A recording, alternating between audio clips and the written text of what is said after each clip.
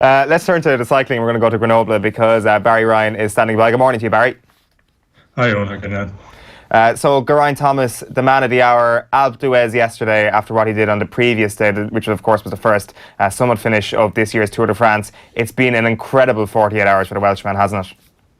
Yeah, it is. I mean, there was the cycling historian Killian Kelly pulled out a statistic yesterday that said that only two riders in history before Geraint Thomas had won back-to-back summit finishes at the Tour de France, and the first of those was Fausto Coppi in 1952. So, I mean, what he's done over the last 2 days is the kind of, it's akin to a baseball player, replicating a Babe Ruth record or a hurler doing something that Christy Ring did, and that's coming from a rider who, in his career was a track specialist and a classics rider. To do that at this point in his career is really remarkable, yeah. Yeah, talk to us a little bit about that history of Geraint Thomas. Where has he come from to arrive at this point? 32 years old, I think. Obviously, a lot of cyclists, especially climbers, can develop quite late in their career. Just how quick has this explosion of Geraint Thomas as a GC contender been? Well, it's funny. It's actually been quite slow burning, but it's rather than incremental. He's sort of made improvements in kind of big installments every couple of years. But the irony of Thomas, I suppose, if you go back to the very start of Team Sky in 2010, their mission statement was to win the Tour de France within 5 years with a British rider. And Thomas, I guess, really would have been sort of the prototype of the kind of rider that they would have been looking to develop into a Tour winner in the future. Obviously, Bradley Wiggins' sort of very dramatic metamorphosis into a Grand Tour rider after, a few years earlier being, essentially finishing the Gruppetto every day, sort of saw the likes of Thomas maybe put to one side, and then Chris Froome emerged from left field. And again, a rider like Thomas was sort of put into service of Froome as opposed to being developed in his own right as a Grand Tour rider. That's so, to the point that if you went back to, we'd say 2011, which would have been Thomas's third tour, his second with Team Sky, and if someone had said to you at that point that, well, Geraint Thomas will be in contention to win the Tour de France in 2018, that would have been a hell of a lot more believable than Chris Froome is going to win 4 tours in the intervening period. At the same time, I mean, Thomas's level of performance is incredibly high at this tour. I think for all sorts of historical reasons, we're naturally skeptical about anybody who's performing at this high level at the Tour de France. And there was a great line in L'Equipe this morning just about that Thomas is also paying a price for the team that he rides for. There's a line from Alexander Roos which says, the Welshman can confirm that when you wear the jersey of the British team, suspicion is as contagious as herpes. So that's the situation we're in. That's an interesting line. It's probably true though, and he will be a victim of what's been said about Team Sky, but ultimately it's not just about what's been said about Team Sky. It's not just about the salbutamol adverse finding and what happened pre-tour. There is also what we've been watching over the last couple of days, utter Team Sky dominance on the climbs, the way they've controlled the peloton at a relatively quick speed, let's not forget, and managing to break away, especially 2 days ago when you felt that Chris Froome really could have broken away and maybe not won the stage, but finished second if he really wanted to. And you do get the sense that there is a level of control here from Team Sky and the peloton that we haven't seen since you know who. And that's not to cast any aspersions or anything, it's just pure optics. Yeah, I mean, again, there are various ways of looking at it. I would consider myself very skeptical of Team Sky. But on the other hand, there is, they've spoken for years and years about these marginal gains, which is nonsense, really. I mean, the biggest gain they have is the huge budget they have, which means that they can, assemble a team full of potential Grand Tour contenders in their own right, who are then put in the service of a leader. So, for instance, yesterday, Egan Bernal, who's still only 21 years of age, but is sort of a kind of a blue chip prospect for the future, they were able to sign him up and have put him in the service of Froome and Thomas in this race. But that said, Bernal is still only 21 years of age, and we saw him yesterday riding on the front, burning off guys like Nairo Quintana, putting Dan Martin into difficulty, Jakob Fuglsang into difficulty. It is, and considering how Bernal had seemed to struggle actually a little bit the previous day, for him to recover that quickly and produce that kind of performance yesterday, of course, again, it makes people I suppose any kind of level of collective dominance like that makes people suspicious, because like you said, it raises memories of dominance of teams in the past. Yeah, for sure.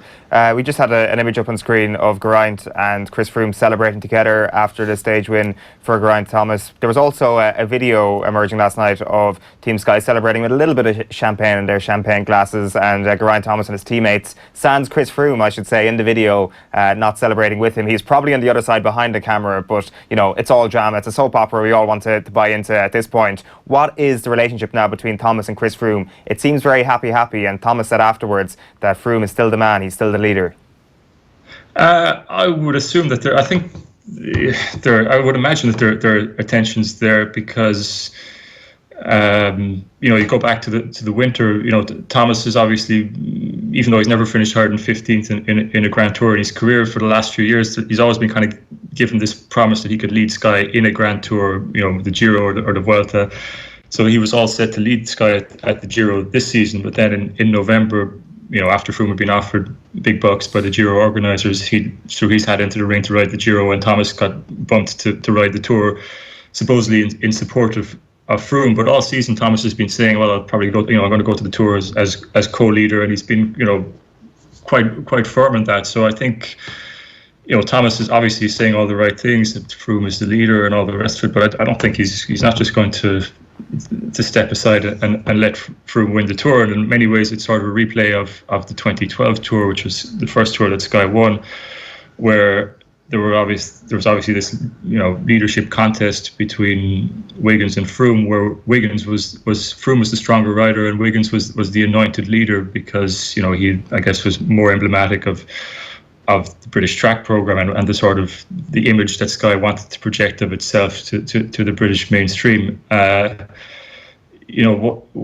on that occasion, Froome accepted the hierarchy, but here it's a bit less clear as to how this is going to play out over the rest of the Tour. I guess the big factor that Froome will be considering is that Thomas has never really done it over a full 3 weeks before. He's always liable to have a very bad day, or he also seems to have a remarkable record of crashing at important moments.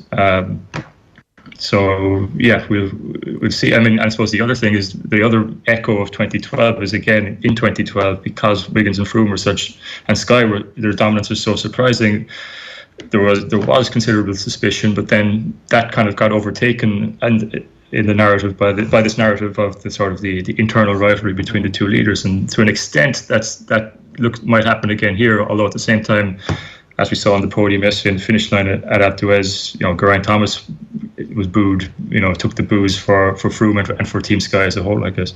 Yeah, it's interesting. Like, Dave Brailsford must be rubbing his hands at the moment, because he's delighted that they've got this subplot going on. Everybody is kind of getting a little bit reminiscent of US Postal. They're remembering the salbutamol case, but ultimately there is this other thing that I'm sure Dave Brailsford will be doing his best to big up the soap opera element of this, because ultimately it doesn't lead to the other questions being asked. And I did also want to dig a little deeper into what you said there about the conclusion at Alpe d'Huez yesterday. Has that been indicative of the Tour as a whole at the moment, that if they're going up the climbs that they're getting a hostile reaction, everybody in Team Sky, or is it just focused in on Chris Froome still?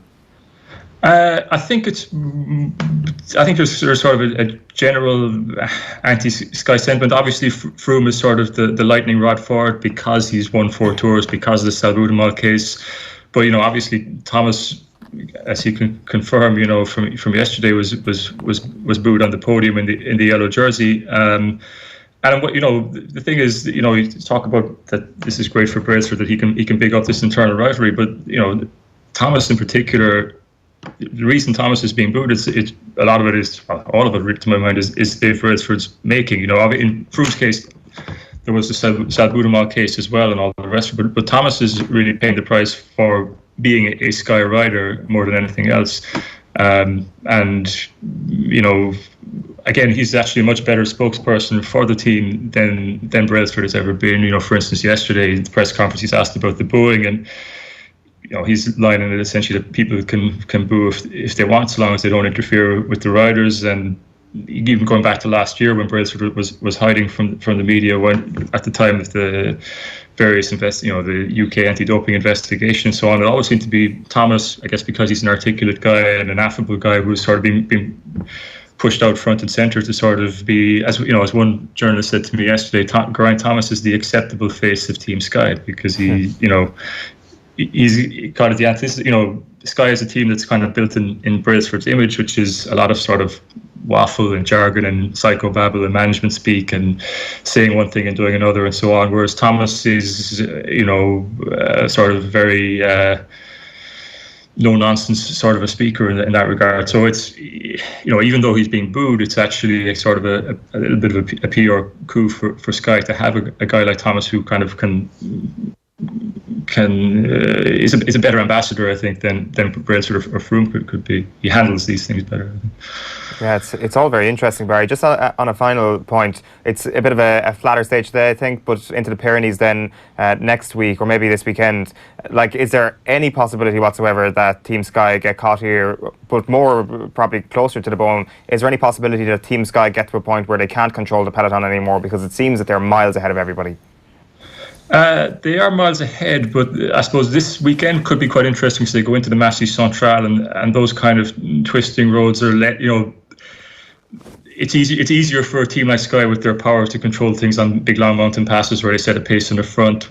When the road is twisting and going up and down, it's a little bit more difficult for one team to control it. But that said, I think the rider who, Vincenzo Nibali had to abandon the race overnight after crashing on Alpe d'Huez and fracturing a vertebra. He was probably the kind of rider who would have instigated these sort of mid-stage attacks that might have put Sky in difficulty, and he would have been a very useful ally of circumstance for guys like Tom Dumoulin and Romain Bardet later in the race. So it's hard to see how Sky lose this. The one hope that Romain Bardet's team manager was hanging to is that in the third week, Thomas has tended to have a bad day in the third week of Grand Tours.